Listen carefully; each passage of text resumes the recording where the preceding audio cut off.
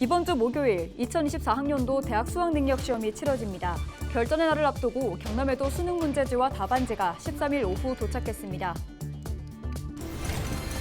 지역대학 육성을 위한 정부 글로컬 대학 30에 경남에서는 경상대학교가 선정됐습니다. 경남도는 전폭적인 지원을 밝혔습니다. 역사와 생태적 보전 가치를 인정받고 있는 다락론이 점차 사라지고 있습니다. 지역 특화로 다락론을 보존하는 현장을 취재했습니다. 김해 대표 종합병원 중 한 곳인 중앙병원이 문을 닫은 지 한 달이 넘었습니다. 의료 공백 최소화를 위한 현재 상황을 살펴봅니다.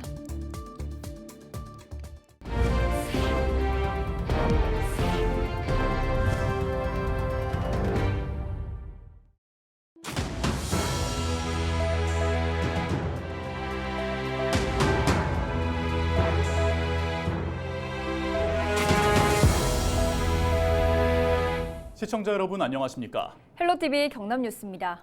결전의 날, 수능이 코앞으로 다가왔습니다. 경찰과 경남도 교육청의 철통 보안 속에 수능 문제지와 답안지도 경남에 도착했는데요. 수험생 모두에게 마지막까지 좋은 결과 있기를 바랍니다. 김수정 기자가 취재했습니다. 올해 수능 문답지가 경남에 도착했습니다. 13일 오전 세종시에서 출발해 경찰의 경호를 받으며 내려온 겁니다. 이 시험지와 문답지는 각 지구별로 보관됐다가 수능 당일인 16일 새벽 경남 지역 시험장으로 보내집니다. 결전의 날 2024학년도 대학 수학능력시험이 코앞으로 다가왔습니다. 경남에서는 103개 시험장에서 2만 9천여 명이 수능을 치릅니다. 경남도 교육청은 이번 주부터 본청 강당에 종합상황실을 꾸렸습니다. 지진이나 정전 등 돌발 상황에 대처할 수 있는 지원팀도 만들어졌습니다. 종합상황실은 경남경찰청과 시군경찰서와 함께 수능 당일 비상 수송 차량을 지원합니다. 또 도내 관공서와 50인 이상 사업체 등의 수능 당일 출근 시간을 오전 10시 이후로 조정해달라고 요청해뒀습니다. 수능 시험을 위한 시설 및 방송 점검이 완료되었습니다. 무엇보다 쾌적한 시험장 환경에서 수험생들이 실력을 유감없이 발휘할 수 있도록 만반의 준비를 다하겠습니다. 올해부터 코로나 확진자도 일반 수험생과 같은 교실에서 시험을 칩니다. 다만 점심은 따로 먹어야 합니다. 수능과 관련한 비상 상황이 발생하면 경남도 교육청 수능종합상황실로 전화하면 됩니다. 헬로티비 뉴스 김수정입니다. 산골짜기 비탈진 곳을 계단처럼 깎아 만든 논을 다락논이라고 합니다. 다락논은 역사와 생태적 보전 가치를 인정받고 있는데요. 하지만 농촌 고령화와 전원주택 개발 등으로 점점 사라지고 있습니다. 표영민 기자의 보도입니다. 붉은 옷을 갈아입기 시작한 함안 여항산. 경사진 산비탈에 계단식으로 만든 논이 펼쳐집니다. 산악지형의 벼농사를 짓기 위한 다락논입니다. 하지만 최근 이 다락논이 사라지고 있습니다. 고령의 농민들이 농사를 포기하면서 생긴 빈 땅이 전원주택지로 개발되면서 붙습니다. 어릴 때는 좀 더 이 다랑이 논 그대로 자연 그대로 돼 있었는데 지금은 전부 다 이 주민들도 생각이 한 푼이라도 더 주면은 팔아서 저런 어떤 전원주택을 유치하고 싶은 마음. 위기의 다락논을 지키기 위해 지자체가 나섰습니다. 함안군은 올해 초부터 여항산과 봉성저수지 등 뛰어난 자연환경과 다락논을 이용한 관광지 개발을 하고 있습니다. 지난 6일에는 경상남도 지역특화사업 공모에도 선정됐습니다. 경남도는 예산 9천만 원을 들여 다락논이 있는 여항면 주서리 일대에 지역특화사업을 추진합니다.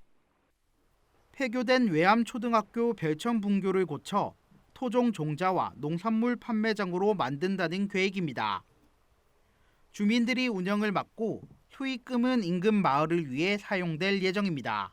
다락논을 활용해서 거기에 나온 이제 지역 특산물 그거를 좀 상품화해갖고 지역민의 이제 소득 창출도 하고 그다음에 외부 유입을 통해서 지역 경제가 활성화를 시키고 그런 차원에서 지금 준비하고 있습니다.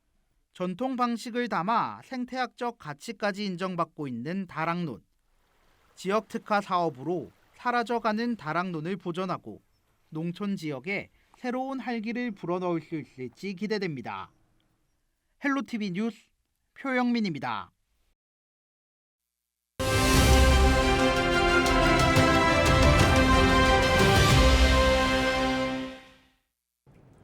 김해 대표 종합병원 중 한 곳인 중앙병원이 문을 닫은 지 한 달이 넘었습니다.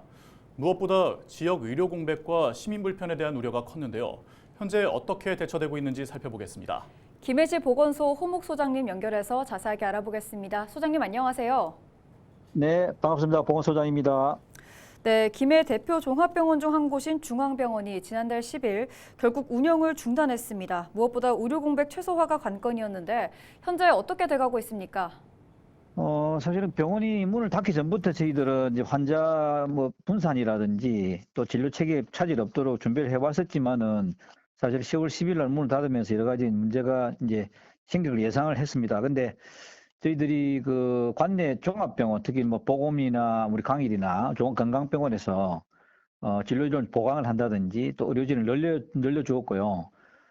그다음에 김해시 의사회에서도 우리 중앙병원에서 진료를 보시던 분들에 대해서는 편의를 봐드리는 방식으로 충격을 최소화하는 작업을 진행 중입니다. 네, 시민들의 불편을 줄이기 위해 진료 기록 이관 발급도 진행하고 있는데 어려움이나 문제점은 없는 상황인가요? 사실은 병원이 휴업폐업을 하게 되면 이제 진료 기록을 원래 보건소가 이관해서 발급을 하도록 되어 있는데 이번 경우는 좀 특수한 상황이라서 우리가 병원이 이제 폐업이나 휴업한 상황이 아니지만 혹시라도 단전이라든지 여러 가지 이유로 인해서 진료 서버가 손실이 되면 여러 가지 시민들 불편을 초래할 수 있기 때문에 저희들이 임시로 진료 서버를 불가피하게 보건소로 이관하게 되었습니다. 그래서 하루 정도 공백을 두었지만 우리 그 기존의 그 중앙병원에 직원을 채용을 해서 보건소의 1층에다가 민원실을 차려두고 그 병원이 갑자기 문을 닫게 되면서 진료 기록이라든지 여러 가지 그 민원 서비스를 제공해드리고 있는데요. 기존보다는 좀 차분한 가운데서 진료 기록을 발급해드리고 있고요. 특히 검진이라든지 특수 검진 같은 경우는 저희들이 보건소를 통해서 받을 수 있으니까 그 부분에 대해서 걱정을 하시지 않으셔도 됩니다. 네, 우려되는 또 다른 부분이 바로 체불임금입니다. 중앙병원 퇴직자들은 밀린 월급과 퇴직금이 88억 원에 달한다며 어려움을 호소하고 있는데요. 이 부분은 어떻게 진행되고 있습니까? 저희들이 이제 미지급된 그 급여에 대해서는 저희들이 특별히 관여할 사항이 많지는 않지만 저희들이 또 시에서는 그 부산지방고용노동청 양산지청을 방문해가지고 체불임금 규모 등 현황 파악을 하고 특히 좀 더 신속하게 이루어질 수 있도록 좀 도와달라는 요청을 했고요. 아마 중앙병원 퇴직자분들은 노무사를 위임해서 아마 간이지급금 신청 절차를 진행 중에 있고 전체 체불임금 규모를 좀 신청 절차가 마무리된 11월경에 집계될 예정인데 어쨌든 저희들도 그 충격이 좀 최소화될 수 있도록 노력 중이라는 말씀드립니다. 이번 사태와 관련해 지역민들에게 하고 싶은 말씀이 있을 텐데 전해주시겠습니까? 예, 우리 그 중앙병원이 그간에 이제 많은 역할을 해왔습니다. 특히 우리 김해에는 공공의료원이 없다 보니까 그 여러 가지 기능을 해왔었는데 그 부분에 대해서는 충격이 최소화될 수 있도록 최선을 다하겠지만 우리 시민들께서 불편함이 있다 하더라도 다른 병원을 적극 이용해 주시고요. 김해에 있는 의료기관 특히 의원급 병원급들을 좀 믿어주시고 진료를 해주시고요. 저희들도 공공의료 강화를 위해서라도 공공의료원 설립을 빠르게 설득하고 하고 있습니다만 어쨌든 시민 여러분들의 많은 좀 지도 편들 부탁드리겠습니다. 네, 여기까지 듣겠습니다. 소장님 오늘 말씀 고맙습니다. 네, 고맙습니다. 네, 지금까지 호목 소장과 김해 중앙병원 부도 관련해서 이야기 나눠봤습니다.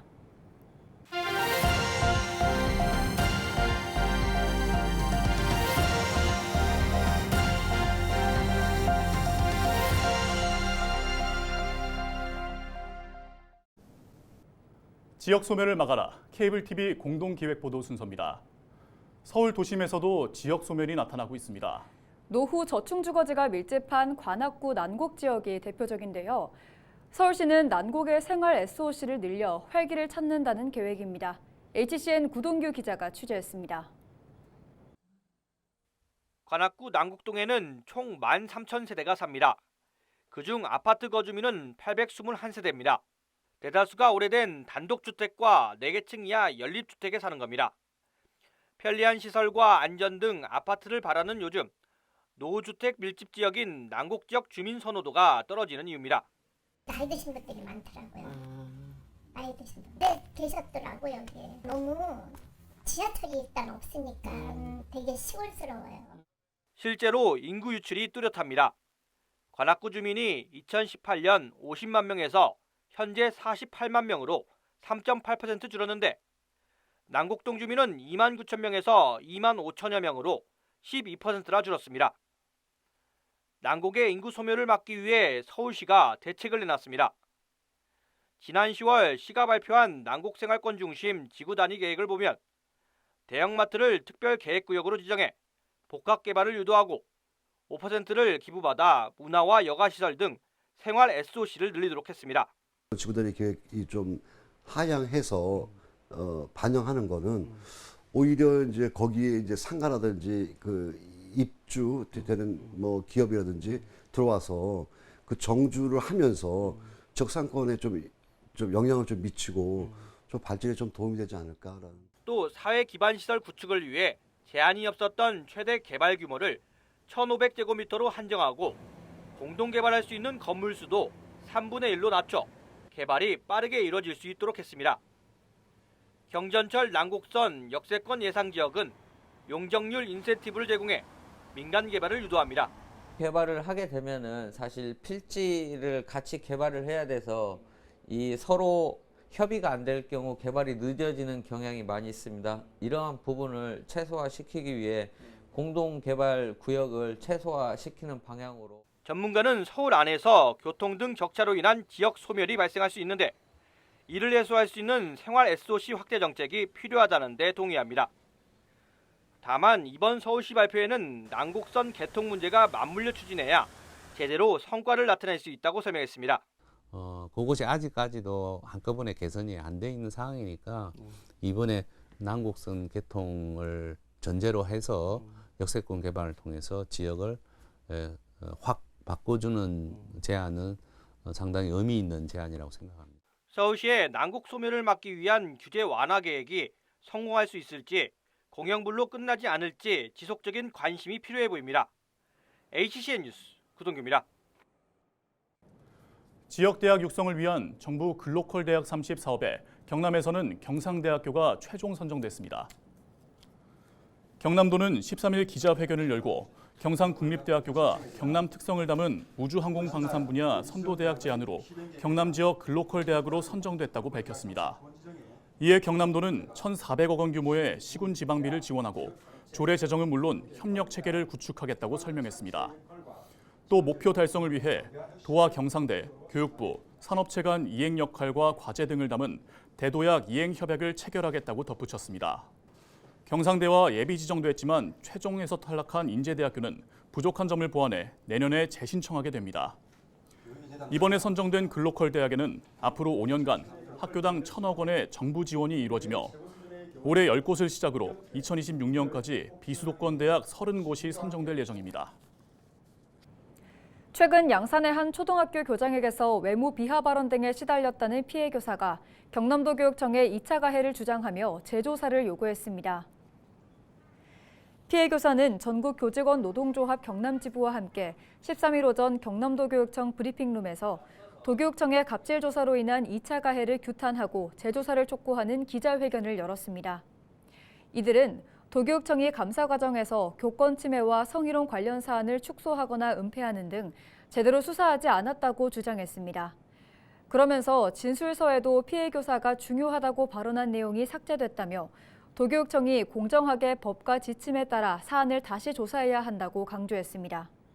또 전교조 경남지부는 이 자리에서 14일 도내 전체 교사에게 메일을 보내 갑질 피해 사례를 받을 예정이며 관련 자료를 취합해 공개하겠다고 밝혔습니다. 이와 관련해 경남도 교육청은 이날 오후 설명 자료를 내고 사실과 다르다며 반박했습니다. 현재 해당 학교의 모든 교직원을 대상으로 전수조사를 진행했고 다른 피해 주장 사실을 확인해 다각도로 분석 검토하고 있다고 답했습니다. 앞서 지난 6일부터 경남도 교육청 감사관은 해당 내용에 대한 감사를 진행하고 있습니다.